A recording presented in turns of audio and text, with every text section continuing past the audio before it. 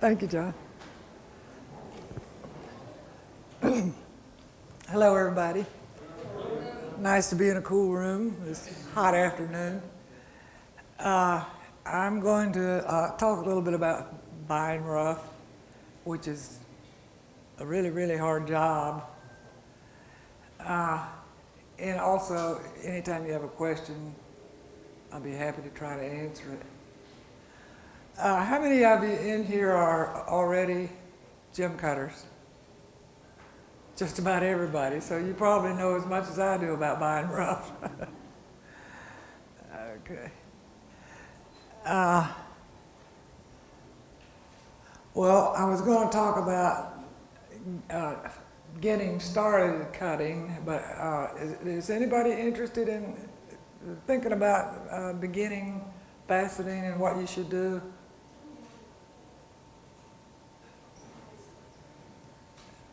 Well, if you're just starting out, then your best defense in buying stones is knowledge. You need to study about stones before you go into it. And all the dealers have plenty of junk. And if you don't know what you're doing, you'll be the one buying this junk. Well, trained cutters buy better, that's true. I guess this would be the place to put a plug in for those of you who want to learn to cut for William Holland School of Lapidary Arts. I've been a teacher there for 18 years, and it's an excellent school, not only for faceting, but for a lot of other things. Just about everything related to jewelry, and some fringe things like stained glass and photography. It's an excellent school, and the cost is about the best deal you can get on the planet. It's in Young Harris, Georgia. And if anybody has any questions about it, I'll be happy to answer them later. I would say most people that start out that I know are older people, either retired or about to retire, and they don't really want to spend a lot of money because they don't have as much when they're retired. So I tell them to look around for used equipment, because so many people think they want to be faceters and buy all the equipment, and then they decide it's not for them, so then they're stuck with the equipment. So if you can find somebody like that, then you can buy it at a much lower price than you pay for new equipment. Okay, moving on. I do the majority of my buying at Tucson. But first, has anybody been to Quartzsite? I've always wanted to go. I haven't been, but I was told once that everything that comes to Tucson's already been to Quartzsite. But Tucson, to me, is a lot of fun, and there's a lot of shows, and they're scattered all over the city. And you have to do just a tremendous amount of searching to find good facet rough at an affordable price. You want to buy it at a price where you can make a little money on it. So that's hard to do with the prices they're asking these days for decent rough. But if you go and you got to have money to spend, you got to have at least $5,000. I mean, bare minimum. And cash always works better. I think that's maybe a little bit on the crooked side, because they're probably ducking the taxes that they have to pay the city and I guess IRS. But anyway, they'll deal with cash, what they'll have, and that they're trustworthy and fair and all like that. I don't know if you've heard it, I have a book out which it will be available here. And some of the story that takes place in Tucson in the book, these are true stories. And the one, if you read the book, I won't tell you enough to spoil it for you, but the one character in my book, I'll just give you a hint that he won the golf tournament He was a dealer as well. When I went back this year, looked him up like I always do, I found out he had died, and his son was now running a business. That was sad for me. And if you don't know where to go, it's your first time, I would just say chat with the people that you see everywhere. Everybody's in a festive mood, they're having fun, and they're happy to talk to you, and people like to share what they've already accomplished. Hey, I found some great tourmaline at booth so-and-so at Pueblo or whatever. So just ask around and then do your own close examination before you hand them any money. Oh, and if you want to, keep your expenses down, it's nice to have a rental car because then you're free to go places, evenings and what have you, go out to eat and so on. But you can get by just by using shuttles. And most of the hotels will pick you up at the airport, and then you can ride the shuttles to all the major shows. I always get the show guide from Colorstone magazine, which now is online. But anyway, I still got the show guide, and I go through it and pick who I want to visit and see them first when I go to Tucson. And then I'm just on the move looking, because you never know where you're going to find rough. Sometimes it's in strange places, like at a fossil show. You just don't know, because the foreigners just come in and set up as they can, they don't really know what they're doing, so they wind up in strange places.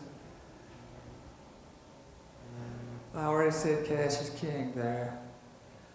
And most of the dealers, especially if you are paying cash, will deal. You don't have to take the first price that they give you. I think sometimes they just truly expect you to negotiate with them.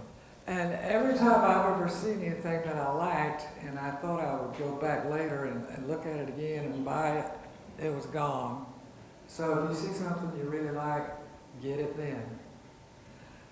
Oh, and I brought along a few of these little LED lights that I dearly love for both examining rough and for when I'm faceting.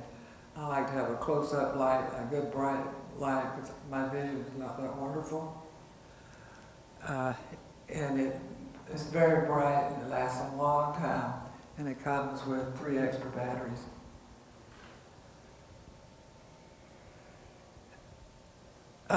When you're buying rough, remember the color is very important.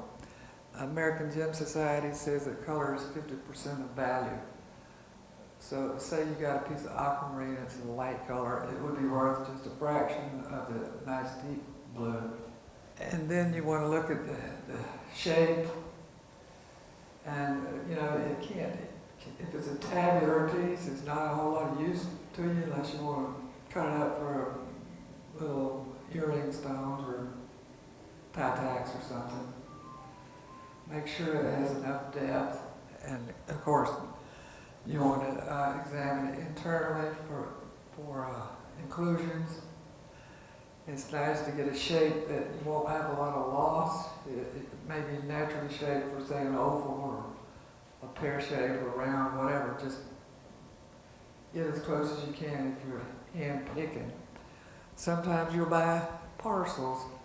You can buy parcels at a lot lower cost than individual picking, and sometimes that's the way to go, but too often they'll have like one or two decent pieces and lots of junk.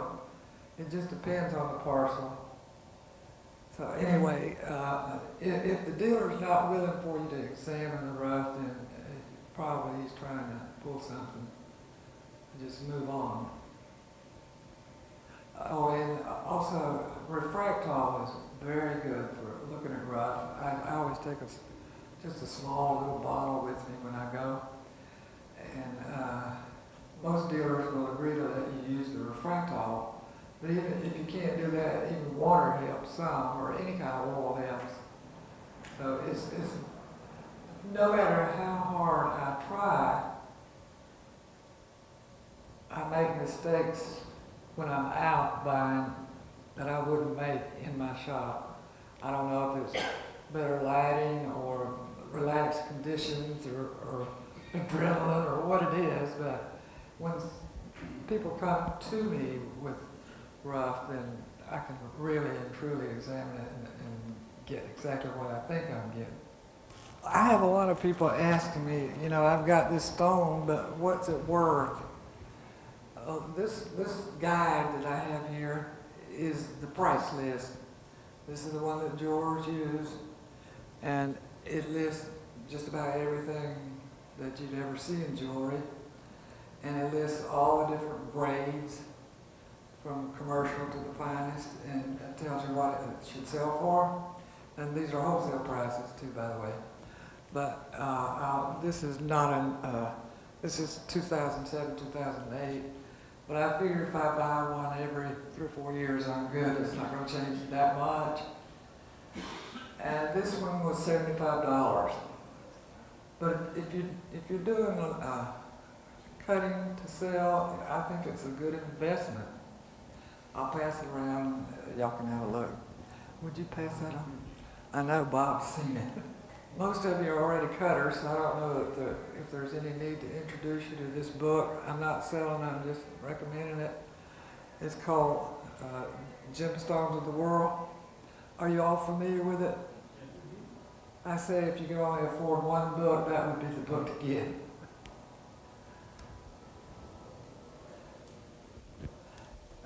Now, I am a graduate of GIA, and I, of course, like GIA. I think it's a good place. I don't think it's a necessity for a cutter, but it's helpful. It's very helpful to be a gemologist.